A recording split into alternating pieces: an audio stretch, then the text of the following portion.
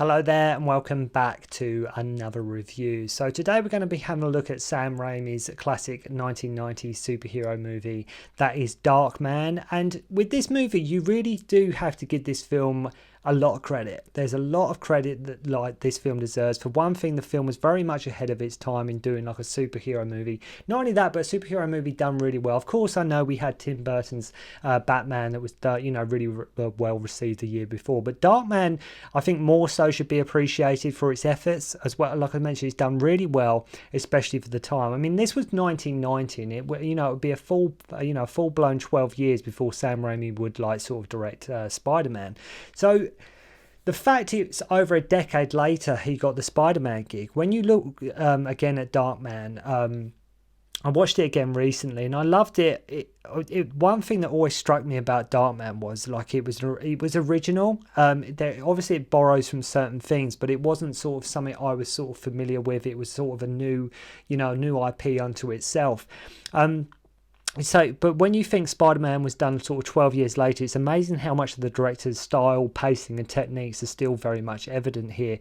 Not only is it a superhero film pretty much ahead of its time and done really well, but it's also, as I say, an original film. It's not based on anything. It's very much a superhero story from scratch.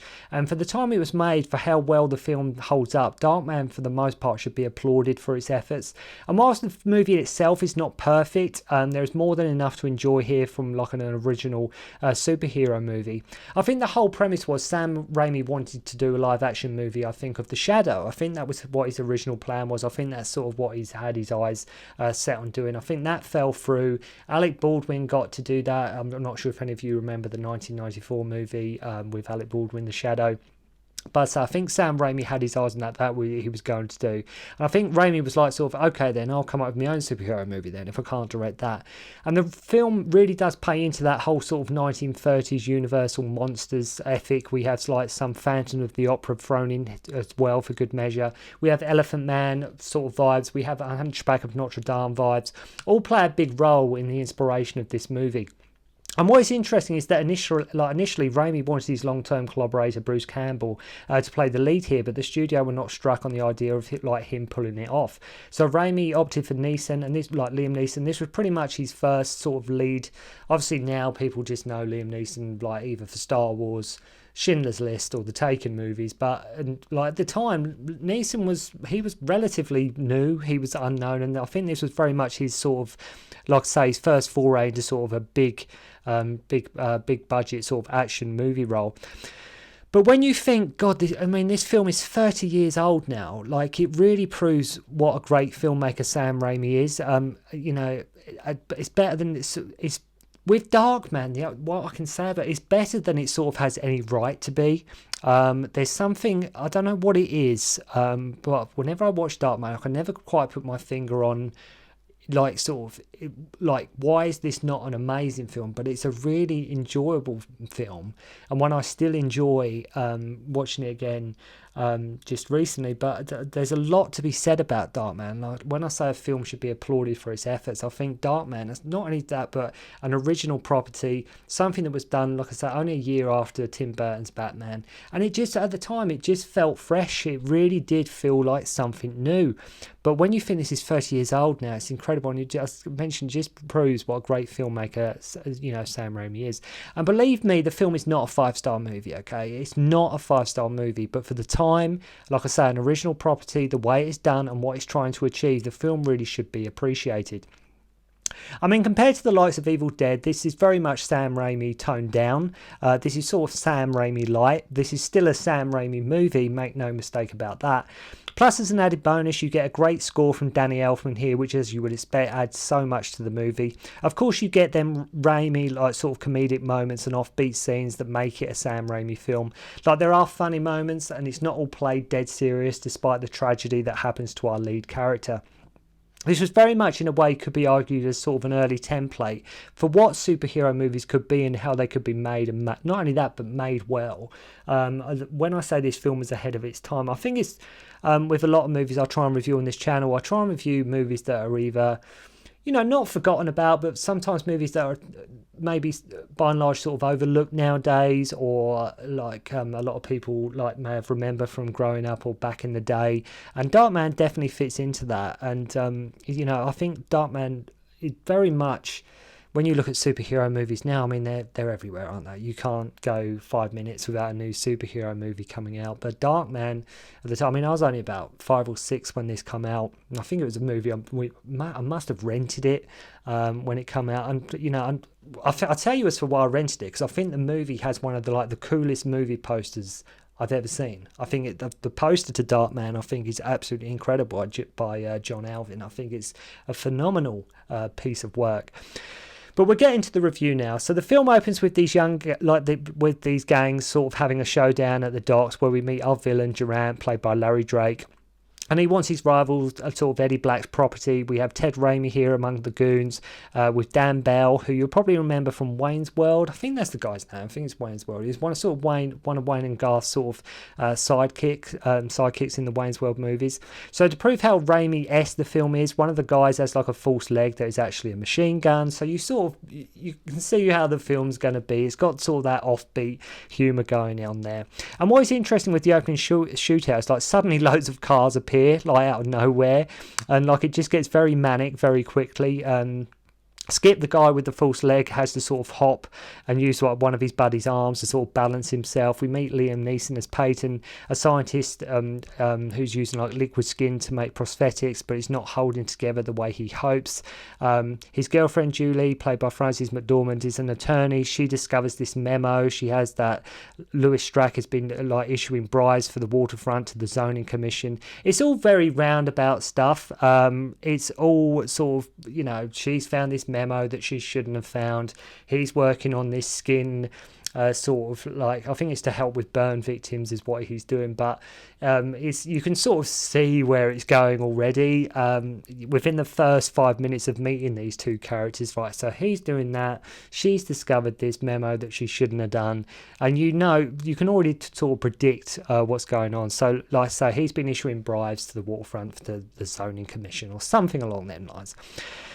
But Durant is after this memo too and wants the waterfront. Don't worry too much about this memo. It's just a plot device. Don't read too much into it. It's just something that is there that just is the whole reason, the catalyst for the film to actually get going. And as I say, do not worry too much about that at all. So Peyton learns that the cells don't like light, or the skin he's trying to get hold together, and they sort of hold together sort of after the power goes out. Durant's men turn up and dip his face in acid and blow his lab up, and they find the memo that is in it. That it's in his lab for some reason. Not sure why. Like Peyton has it, and of course with that manic Danny Elfman score, we have a tank of flammable gas there for good measure.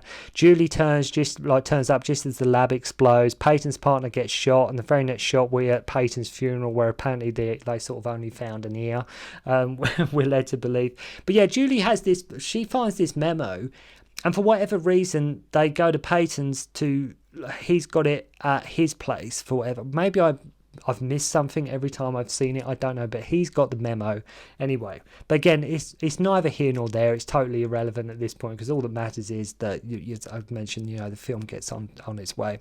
So after his body is sort of exploded and blown out the lab into the river, he is picked up as sort of a John Doe. Look out for Jenny Agutter here as the doctor, and we also have a cameo from John Landis as well. She basically explains she has severed the nerve, so Peyton doesn't feel any pain from his burns, though it amplifies his emotions and enable him to sort of gather extreme strength. Suddenly Peyton has left the hospital via window somehow. It would have been very interesting to see like how Bruce Campbell would have played the part. Neeson is fine in it, I'm not knocking that, and obviously going full on, but you can't help but wonder, would it have been like if Bruce Campbell played the part? I mean, I think that Bruce Campbell is in the movie as a brief cameo at the end, but you can't help but wonder what it had been like if Bruce would have been in it.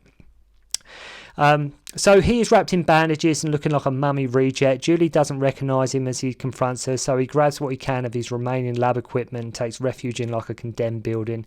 And I love how the gate isn't locked to this building either, and not being used as like a squat or a crack den or anything like that. He just happens to find this abandoned sort of derelict building. So he's really lucky, and his equipment still works. He's able to get it all there by himself. Plus, somehow, like, he now has glasses when he works, and he's got clothes. So Strack wants to know what happened to the memo, and Julie says it was in the fire. Again, why did Peyton have it? You know, how did she know he had it as well? I know she left it on the bed. So did Peyton take it with her to give her after work or something? I don't know. Again, just me picking when I shouldn't pick. Peyton confronts Ted Raimi's character Rick of Durant's Men to get some info and shoves his head through a manhole onto oncoming traffic. So his gimmick, Darkman's whole shtick, his whole thing is that he can take a photo of anyone and then make a face mask of that person, but he basically only has like a limited time to wear it. So first he does this with Pauline, sort of like this Mission Impossible like face mask. It's in a way, actually, yeah, thinking about it, it is sort of like, you know, like the Mission Impossible face mask that they used, that they really made a big deal of in Mission Impossible 2, John Woo's Mission Impossible 2, but it's sort of like that before that, if you know what I mean. It's sort of that whole idea. So he like finds Paulie, he sort of frames Paulie as a guy who's worked for Durant after making this cash pickup with some airline tickets placed in his apartment. Like he's sort of basically going to do the dirty on Durant, run off with the money. Like when and how did Peyton get the airline tickets? Durant throws Paulie out the window, and of course we have to have a shot of Darkman posing by some gargoyles, accompanied by that moody Danny Elfman score, just for good measure, and it works. Of course it works. If you've got that brooding, sort of menacing, sort of Danny Elfman score, and sort of with that imagery of gargoyles standing on top of the building, of course the two work really well together. So he starts to go berserk, basically, as he can't get the cells to hold, hence why none of his masks can be on for that long. For some reason, his own one takes, like, I think is it around 500 hours or something like that, or along that? It's a long time. Anyway, it's a long time, and Paulie's he could do super quick. I guess because his face, like the photo he has, is sort of was incomplete or something. It's like, but his own face he has to wait for a long time. So Randy finds Jules, as he calls her, at his grave, and she doesn't believe it's him at first. They hug, and he's like, "I just need more time." And she is like, "Don't let go." Then he asks her, "What if I was scarred?" And she is like, "Oh God, I don't know about that."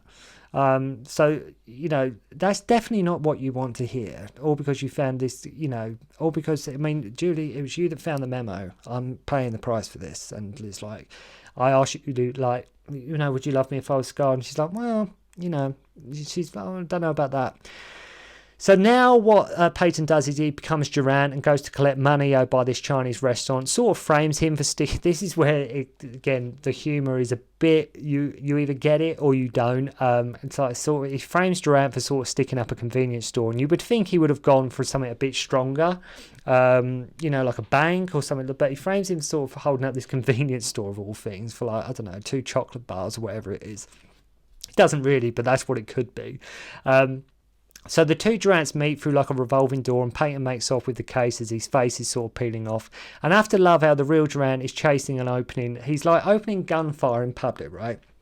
Peyton's as Durant. The real Durant, Larry Drake, is chasing after him. He's sort of firing his gun, he's shooting at him right in front of the public, in front of all these innocent bystanders, which in a way, surely that's more of a crime than robbing like a tiny little convenience store for like a couple of packs of cigarettes and a bottle of bourbon or something. Like, he's just running through the public, just opening his gun, just like crazy. He doesn't get arrested for this one though, but he gets arrested for holding up the convenience store. So after like going mad that he can't win Julie back, can't win her, well, he goes to the fair first, and then like he tries to get this pink cuddly elephant at this carnival, and he goes absolutely mad and he breaks a guy's finger. Peyton runs off again as always. He has a limited time before his face starts to come off. She manages to track him down and follow into his hideout. She comforts him and says he doesn't need to lie to her anymore. Next we cut to Jules in Strack's office, who turns out she has been sort of seeing. I mean, it's new to me. It's never really fully explained what happened between the two. I know the two have obviously got close, but I don't think as an audience, I've seen the film numerous times, but I don't think, I watched it again recently after not seeing it for a few years, but I don't think it's implied how her and Strack, if they were an item or if they'd just been sort of comforting each other or there for each other. I'm not sure if we're meant to read into anything into that, but I think it's safe to assume they've been a bit close. So I think, you know, we know they shared a dance at one point, but I didn't know there was anything more to that, like, than what happened. Have to love too how she finds the memorandum, and it's so hidden because it's like the top file on his desk, and he's like, oh, you shouldn't have found that, and it's like the #1 file on his desk right there. He goes, I'm sorry you had to find that. Well, to be honest, she couldn't really miss it. And it turns out that Durant is Strack's sort of handyman, which is a shame, because I think Durant, Larry Drake, is more of an imposing villain than what Strack is. I think, like, you don't really need Strack. Like, Durant is really all you need for your villains. Larry Drake in this is great as the villain. I don't think you needed sort of, you know, an office suit, like sort of the mastermind, the puppet master behind it all. I think Durant would have been more than enough.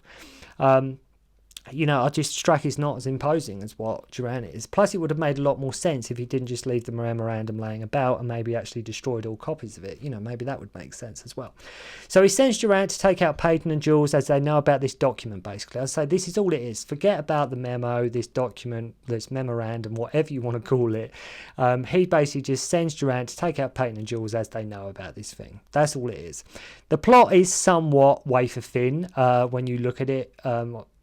When you sort of dissect it and go through it, it's a bit on the thin side, a lot of conveniences and things that don't make too much sense. But again, when the film, you know, when a film is so enjoyable that you're just going along with the ride anyway. And the film is, like I mentioned, even when the film starts that first 10 minutes, you've already got a prediction of what's going to happen. But again, this was 1990. Superhero movies were not new, but superhero movies done well were very new, you know, and Darkman is done really well. So Durant follows her to Peyton's and starts unleashing hellfire from a helicopter. Again, surely that's more of a crime than holding up a convenience store. And we do get quite a great action scene here too amongst the rooftops. Darkman takes out some of his men, his main ability being face masks and punches. He blows up his lab, and so begins Peyton hanging from Durant's helicopter. And like I say, it's a great action scene, as the film did. It really did, at this point in the movie, it really did need an action scene. I'm so pleased Sam Raimi did decide to, right, we got to have something. We got to have some action scene in the movie, so I'm pleased that was in there. Again, Durant blowing up police helicopters in broad daylight, but no, they bring him in when they think he's holding up a convenience store. There are even moments of comedy scattered through this action piece too. Also, like with Police Story 3, why doesn't he just land the chopper so Durant can get sort of a better shot? It's never sort of explained why. You know, like the end of Police Story 3 when Jackie Chan's hanging from the helicopter. It's never explained why Chibot doesn't just say, right, land the helicopter, or I'll just cut this rope ladder off. It's never explained, but it doesn't matter because the whole idea is it's meant to be entertaining. So there's funny little bits, like cool, like he sort of runs along a truck at one point as well with his feet. So no reason for them to keep the flying when they can just sort of get the guy so easy. The helicopter smashes into a wall, and also I mean I know he has masks, but wouldn't like the height of the person be a giveaway. I know he sort of morphs into other people, but Liam Neeson is really tall. He's a tall guy, so I don't care who you are. If you've got the face of somebody else on, you're not going to buy it's them if their height's a bit different, because we're all different sizes, you know, so it might be a bit of a giveaway. I mean, Liam Neeson is way over 6 foot, so as always, the film ends at a construction site. Peyton turns up as Durant, but Strack knows. Thing is, with the ending with Julie, Strack and Peyton, it feels more like an afterthought, and unfortunately, it's just not very threatening. He's just not a very threatening or intimidating villain, unfortunately. Just some business guy in a suit, as I mentioned. You do get some amazing prosthetics and makeup on Neeson, though. Strack gets dropped by Peyton, as obviously they are up high after going on like to town on him with a nail gun at one point. Julius saved. He tells her like Peyton is gone. A nice touch that we do actually get to see Bruce Campbell at the end. It's nice that Bruce Campbell does get a little nod at the end in a little brief cameo. So it's not perfect, but for the time and for an original piece of work in the superhero movie genre, you have to give it credit. You really do. It's very much a Sam Raimi film, even if it is a bit restricted. It doesn't all work. It sometimes is a bit predictable. Villain really wasn't very much. I mentioned you only really needed Larry Drake as Durant. You should have just been Durant.